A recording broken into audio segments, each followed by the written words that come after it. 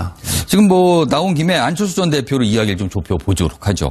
지금 이유미 씨가 보낸 문자, 25일에 보낸 문자의 내용은 너무 두렵고 죽고 싶다. 이 문자를 보냈는데 이거에 관해서 안철수 전 대표를 대신해서 김관영 의원이 지금 당 조사위원장인데 조사를 했는데 안철수 전 대표가 이런 얘기를 했다고 합니다. 당시 문자를 확인한 거는 맞지만 내용이 무슨 뜻인지 이해하지 못했고 그래서 단문도 보내지 않았다. 그러니까 읽고 그냥 넘겼다라는 거거든요. 그러나 지금 보시다시피 말씀하셨다시피 대선 후보의 전화번호를 알고 문자를 직접적으로 보낼 거는 상당한 위치에 있었다는 거고요. 그리고 과거에 학교에서 제자와 스승 관계였지 않습니까? 그렇다면 어떤 친밀도가 있었는데 그렇다면 상식적으로라면 이런 이상한 내용, 의미심장한 내용의 뭔가 문자를 받게 되면은 그 내용을 이해 못했더라도 이게 도대체 무슨 일이지? 무슨 일이 난 거 아닌가라고 전화를 다시 거꾸로 하는 게 상식적이라고 판단이 드는데 왜 전화를 안 했을까요? 그러니까 전화를 하거나 아니면 그 문제를 제 가까운 이른바 측근이나 그 참모할 사람한테 일단 이게 무슨 말이냐? 예. 알아봐라. 이렇게 하는 게 정상이죠. 그렇죠. 일단 무슨 내용인지는 알아야 이게 너무 이상하니까. 주변한테 물어. 이거 한번 알아봐라. 이게 뭔 얘기냐. 이런 되는데 어떻게 보면 또 이렇게 좀 볼 가능성도 있을 것 같아요. 이건 좀 안 전 대표가 좀 자기가 밝혀야 할 거지만은 솔직히 그 몇 년 전이기 때문에 어쩌면은 이음이라는 사람을 좀 알아도 이름은 좀 잠시 잊어버릴 수도 있죠. 몇 년 전보다 지금 덜 가까우니까. 잘 모르는 사람인데 왜 이상한 걸 보냈지 이렇게 넘어갈 수 있다. 그러니까 이름을 얼굴은 보면 알겠지만 그럴 수도 있고 또 하나의 가능성은 안 전 대표가 저도 좀 접해보면은 제가 느끼기에는 어떤 그 긴급한 상황에 대해서 이런 거 판단하는 것이 조금 그렇게 즉각적이거나 그런 사람이 좀 못 되는 것 같아요. 그러니까 이런 것에 사안의 휘발성 같은 것이 있을 수 있다는 그런 동물적인 감각이 좀 떨어지지 않는가. 그러니까 이건 이게 누가 이런 거 보냈나 보다.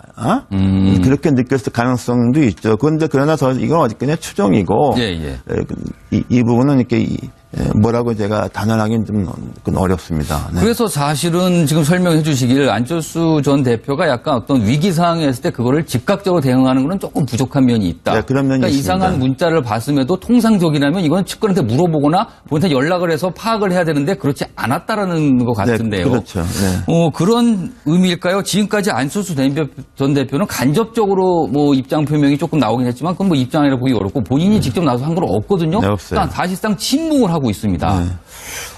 무엇을 기다리고 있는 걸까요? 근데 이제 그건 추리인데 처음에 이제 이유미 씨가 정말 돌출적인 말하자면 광적인 팬의 돌출 행동이라고 했으면은 진작에 그냥 와서 이건 굉장히 자신이 좀 정치 도의적인 책임이 있고 사과한다 이렇게 하면 됐는데 이제 이렇게 되면 상황을 알아보니까 과거에 자신과 지금은 좀 별로지만은 그랬던 사람이고 하니까 그래서 아마 좀 이 상황 발전을 지켜보느냐고 이런 사과 메시지 같은 것도 좀 연기하고 상황을 보고 있는 거 아니겠습니까? 그렇게밖에 해석가 저도 좀 접해보면은 제가 느끼기에는 어떤 그 긴급한 상황에 대해서 이런 거 판단하는 것이 조금 그렇게 즉각적이거나 그런 사람이 좀 못 되는 것 같아요.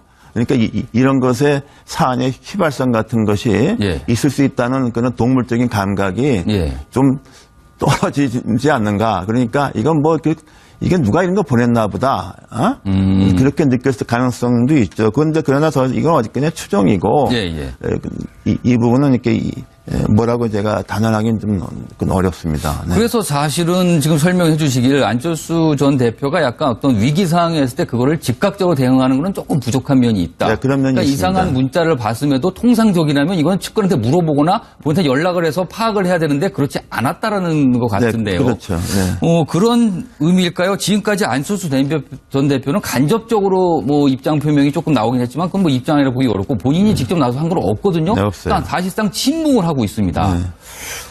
무엇을 기다리고 있는 걸까요? 근데 이제 그건 추리인데 상당한 위치에 있었다는 거고요. 그리고 과거에 학교에서 제자와 스승 관계였지 않습니까? 그렇다면 어떤 친밀도가 있었는데 그렇다면 상식적으로라면 이런 이상한 내용, 의미심장한 내용의 뭔가 문자를 받게 되면은 그 내용을 이해 못했더라도 이게 도대체 무슨 일이지? 무슨 일이 난 거 아닌가라고 전화를 다시 거꾸로 하는 게 상식적이라고 판단이 드는데 왜 전화를 안 했을까요? 그러니까 전화를 하거나 아니면 그 문제를 제 가까운 이른바 측근이나 그 참모할 사람한테 일단 이게 무슨 말이냐? 예. 좀 알아봐라. 이렇게 하는 게 정상이죠. 그렇죠. 일단 무슨 내용인지는 알아야 돼. 이게 너무 이상하니까. 주변한테 물어. 이거 한번 알아봐라. 이게 뭔 얘기냐. 이런 되는데 어떻게 보면 또 이렇게 좀 볼 가능성도 있을 것 같아요. 이건 좀 안전 대표가 좀 자기가 밝혀야 할 거지만은 솔직히 그 몇 년 전이기 때문에 어쩌면은 이음이라는 사람을 좀 알아도 이름은 좀 잠시 잊어버릴 수도 있죠.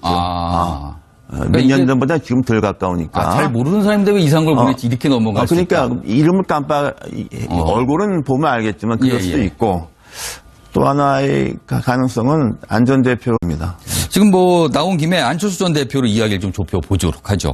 지금 이유미 씨가 보낸 문자, 25일에 보낸 문자의 내용은 너무 두렵고 죽고 싶다. 이 문자를 보냈는데 이거에 관해서 안철수 전 대표를 대신해서 김관영 의원이 지금 당 조사위원장인데 조사를 했는데 안철수 전 대표가 이런 얘기를 했다고 합니다. 당시 문자를 확인한 거는 맞지만 내용이 무슨 뜻인지 이해하지 못했고 그래서 단문도 보내지 않았다. 그러니까 읽고 그냥 넘겼다라는 거거든요. 그러나 지금 말씀하셨다시피 대선 후보의 전화번호를 알고 문자를 직접적으로 보낼 거는